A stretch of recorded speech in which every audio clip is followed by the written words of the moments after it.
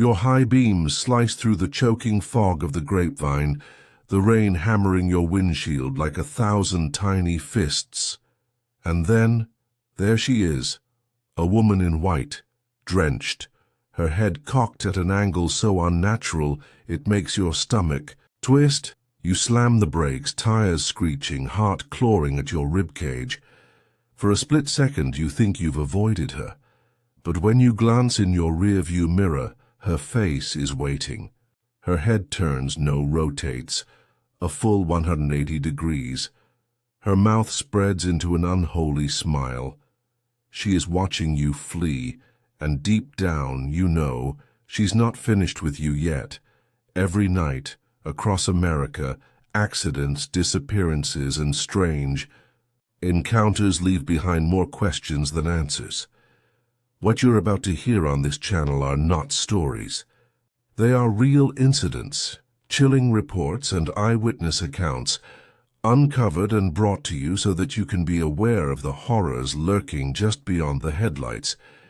If you have the courage to face the truth, then make sure you subscribe.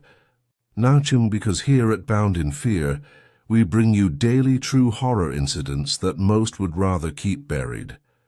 This is the Grapevine Tejon Pass, one of the most dangerous and most haunted stretches of highway in America.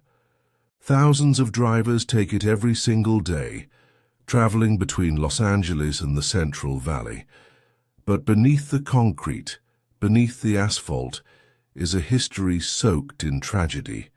Steep grades, sudden fog banks that roll in like ghosts themselves, and accidents so frequent they've become routine. Truckers call it cursed. Locals whisper about the souls that never left. But one story chills them more than the rest. The story of the woman in white. It was past midnight when long-haul trucker Ben took the descent.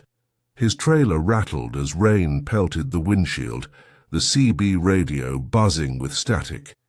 He was alone, or at least he thought he was. Halfway down, a voice slipped through the static, soft, fragile, almost drowned by the hiss of white noise.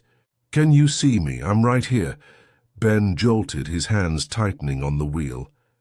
He asked back into the mic, but no one responded. Only more static, more whispers buried beneath the noise. His chest tightened. Maybe it was fatigue. Maybe his mind was playing tricks, but then, 10 minutes later, his headlights caught her. A figure standing still on the thin strip of concrete median.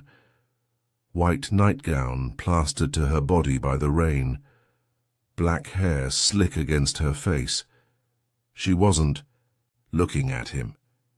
No, she was staring down into the canyon's dark abyss, as though she was listening to something calling her from below. Ben slammed the brakes, the rig skidding dangerously on wet asphalt. His horn screamed, echoing through the mountains. And just as he passed her, he glanced in the mirror. Her head snapped. The sound cut through the roar of rain. Her skull twisted until her face was staring directly at him, not blinking, not human, just watching. Her lips parted into a grin impossibly wide, as though she recognized him. Shaking, Ben made it to the bottom of the hill, hands still trembling on the wheel. He dialed highway patrol. His voice cracked as he explained. Silence answered him for a long moment. Finally, the officer spoke. "You're the third driver this month to report her. Same spot, same description." Ben felt the blood drain from his face. The officer continued. "She matches the girl who went over the edge 10 years ago tonight. Car crash, rainstorm, just like this one. They never found the body. Some say when the fog rolls in, she's still out there waiting for someone to take her home." Ben never drove the Grapevine at night again. Locals have their own stories. Some say she appears inside cars, a soaking wet hitchhiker in the passenger seat, silent until the driver notices her in the corner of their eye. Others claim that if you honk your horn 3 times on the descent, you'll see her waiting at the side of the road, smiling as if she was expecting you. Truckers whisper about unexplained accidents, rigs swerving violently as if avoiding something, invisible, only for the drivers to swear afterward that a woman stepped into the road. Patrol officers say they've answered calls about lone cars found abandoned, doors wide open, hazard lights flashing, but no driver ever found.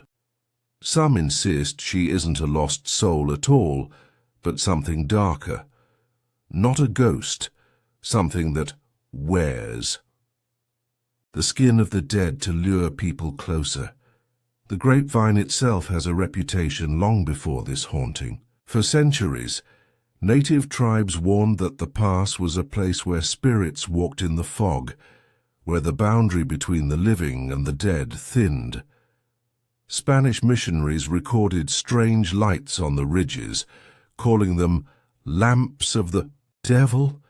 Even during the gold rush, travelers spoke of phantom riders who appeared in the mist, only to vanish into nothing. So when the woman in white appeared, she fit into a much older pattern. The Grapevine has always been haunted. It just needed someone new to carry the legend forward. And maybe you think these are just stories, urban legends told to scare truckers into staying awake. But then picture this. You're driving I-5 late at night. The fog begins to thicken. Your wipers can barely keep up with the rain. You see movement in the distance. Too tall for an animal. Too pale to be real. You swerve. Your heart leaps into your throat. She's standing there, head tilted, eyes locked on you, and when you dare to look in your rearview mirror, you see it.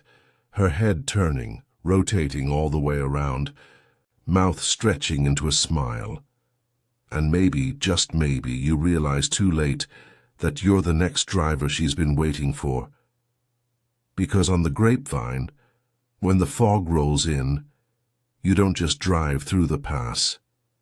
You drive through the land of the dead.